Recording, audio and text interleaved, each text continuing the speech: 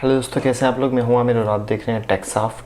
दोस्तों आज की इस ये वीडियो है ओप्पो के ऊपर कि ओप्पो के फ़ोन अनलॉक क्यों नहीं हो रहे हैं। ठीक है, बहुत सारे मैसेज आते हैं, बहुत सारे कमेंट्स भी आते हैं और काफ़ी ज़्यादा मेरे पास ना मेल भी आने लगे। अब तो काफ़ी अलहम्दुलिल्लाह मेल बहुत आ रहे हैं, इंस्टाग्राम पे मैसेज आ रहे हैं कि भाई ओप्पो का A9 है, A3s है, A1 से अनलॉक कर दो। एक भाई का 2 दिन से मैसेज भी आ रहा है कि भाई A1 के ऊपर वीडियो बनाओ, A1 का अनलॉक क्यों नहीं हो रहा है। आप नॉर्मली अगर बहुत सारे टूल में A1 के आ गया है, EMT में A1 के का ऑप्शन आ रहा है लेकिन अनलॉकिंग का ऑप्शन नहीं आ रहा।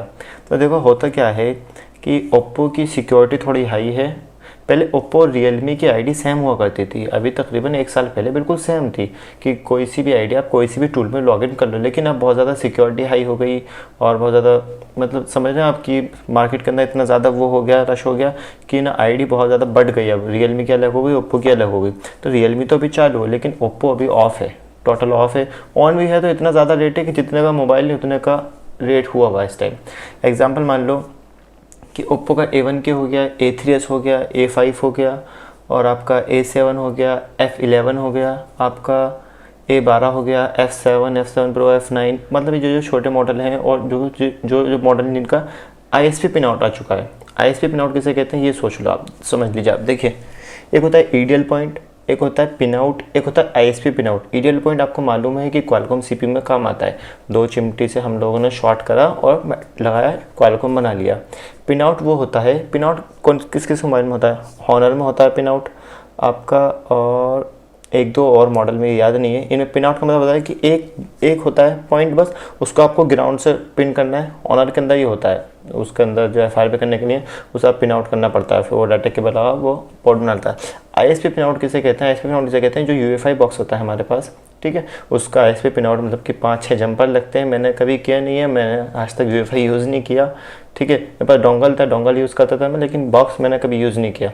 ठीक है, जो मॉडल है, जो छोटे मॉडल A3s, A1 के, A5 में कई मॉडल हैं जो कि UEFI से होते हैं। 1933 UEFI से नहीं हो रहा है अभी उसका, क्योंकि ISP पिन आउट नहीं आया। जब तक ISP पिन आउट नहीं आता तब तक वो होते ही नहीं है सेट।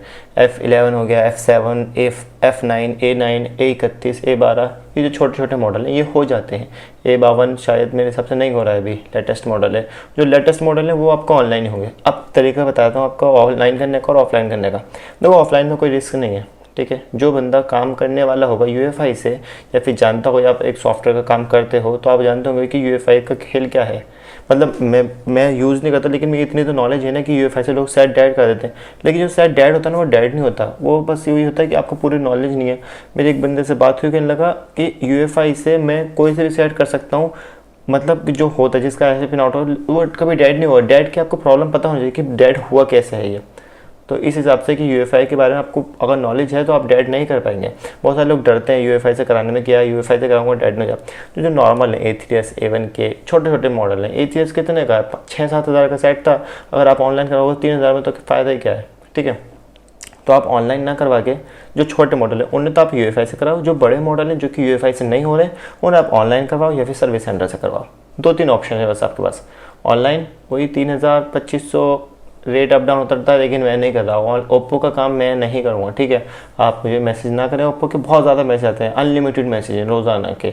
ओप्पो का A9 आ गया, A52 आ गया, A53 का भाई A31 कर दो, A12 कर दो, A3s, A1 के, भाई सबको ऑफ करना पड़ता है पावर। ओप्पो ऑफ, अच्छा बहुत सारे लोग समझते नहीं ओप्पो ऑफ का मतलब क्या है। ओप्पो ऑफ का मतलब मैं समझाता हूँ आपको, होता क्या है, जो कि ID लॉगिन होती है ना, MSM डाउनलोड टूल का आपने नाम सुना है, जो ID लॉगिन होती है ना उसका ID पासवर्ड नहीं है अभी। रियलमी का हमारे पास ID पासवर्ड है लेकिन ओप्पो का अभी नहीं है। ओप्पो ऑफ है, ओप्पो का सर्वर बंद है। अगर ऑन है, मानता हूँ मैं ऑन है, लेकिन रेट इतना हाई है तो हमें ऑफ ही कहना पड़ रहा है ना। अगर आप कस्टमर से A3s के 3000 मांगोगे या 2500 मांगोगे, कैसे दे देगा बताओ। मैं डीलर से 3000 मांग रहा हूँ या 2500 मांग रहा हूँ, तो वो आगे कितने मांगेगा, फिर वो कस्टमर क्या देगा।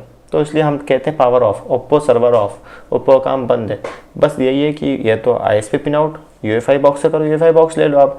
लेकिन वो क्या UEFI बॉक्स 18-20 हज़ार का है, शायद अभी सस्ता हुआ है, 17 हज़ार का हुआ है। मैंने अभी कहीं पे पढ़ा था, किसी ने मुझे मैसेज करा था कि UEFI बॉक्स 17,000, 16,500 का, शायद 16,500 या 800 कुछ का, 2 दिन पहले मैंने पढ़ा था। अगर आपको नॉलेज है तो आप UEFI बॉक्स ले लें। अगर आपको नॉलेज नहीं है तो मेरे भाई आप वही MIT UMT से काम करते हैं, पहले सीख लें थोड़ा सा, फिर उसके बाद UEFI ले लें। ठीक है, पहले सीख लें उसके लिए यूएफआई के लिए, क्योंकि बहुत सारे लोग बाद में यूएफआई बेच देते हैं क्योंकि उनसे काम होता नहीं है। आईएसपी पिन आउट करना कोई हलवा नहीं है। पिन आउट का मतलब समझना, आप बारीक बारीक पॉइंट होता है उनको जंपर लगा के वो बॉक्स के अंदर लगानी होती है, ठीक है, उसके ज़रिए होता है। जिसको आता है वो बेस्ट है, वो बंदा करता है, वो हो जाता है, ठीक है। ऑनलाइन करवाओ या फिर सर्विस सेंटर से करवाओ। सर्विस सेंटर वाले अब ज़्यादा वो करने लगे हैं, पहले तो शुरू में ओप्पो के खूब अनलॉक करे थे उन्होंने बगैर बिल के भी। अगर आपका बिल नहीं है, मोबाइल आपका ओरिजिनल है, मैं बताता हूँ आप सर्विस सेंटर जाएं, उनसे ये बात रखें कि भाई मेरी आईडी ये रही, मेरा मोबाइल है, बिल नहीं मिल रहा है, आपके पास बॉक्स होगा, आपको कुछ तो होगा ना मोबाइल के अंदर, बिल हो या कैसे भी हो, उन्हें बिल दिखाओ, नहीं दिखा तो फिर आगे की बात करो कि भाई अब क्या करना है, अब ये बताओ, फिर वो आपको टाइम देंगे। अच्छा, सर्विस सेंटर वाले भी आगे अब बहुत ज़्यादा वो करने लगे हैं कि भाई 4 दिन लगेंगे, 5 दिन लगेंगे, जबकि काम आपको ही मालूम है, मुझे ही मालूम है 15-20 मिनट का है, फ्लैशिंग ही हो जाती है। उनके पास आईडी होती भी है या नहीं होती, वो खैर जाने कि क्या मसला है। तो बस यही बात है कि अभी जो सेट हैं ओप्पो के ओल्ड मॉडल, जो ओल्ड हैं, ओल्ड मॉडल के पुराने जो मॉडल हैं, जो कि हम UMT MRT मेडिकल से कर रहे हैं, उन्हें छोड़ के जो लेटेस्ट हैं A3s के बाद जितने भी सेट है, A1 के हो गया, A11 के हो गया, लेटेस्ट वाला जो हो गया, वो सब ऑनलाइन होते हैं, यूएफआई या फिर आईएसपी पिन आउट या फिर सर्विस सेंटर, ठीक है। इसके अलावा कोई सॉल्यूशन नहीं है। अगर आप सोच रहे हैं कि भाई मैं क्रैक से कर लूँ, सहारा कम्युनिकेशन आ रहा होगा, 100% बता रहा हूँ, सहारा कम्युनिकेशन आएगा ही क्रैक अगर यूज़ करोगे तो, ठीक है। वो उससे नहीं होता, बहुत सारे मैसेज कॉल आते हैं, भाई ओप्पो का MSM डाउनलोड टूल का क्रैक यूज़ कर लिया लेकिन एक एरर आ रहा है, उसको सॉल्यूशन बता दो, उसको सॉल्यूशन है ही नहीं, वो आएगा या उनकी सिक्योरिटी है भाई, ऐसा हलवा थोड़ी है, जाहिर सी बात है, सिक्योरिटी लगा रखी उन्होंने अपने मोबाइल में। तो बस यही बात थी कि ओप्पो के जो सेट होंगे उन्हें आप ऐसे करके करा सकते हो, ठीक है। उम्मीद करता हूँ वीडियो पसंद आएगी। वीडियो अगर पसंद आए तो लाइक मार देना, शेयर कर देना, कोई प्रॉब्लम हो तो कमेंट्स कर देना। Thanks for watching.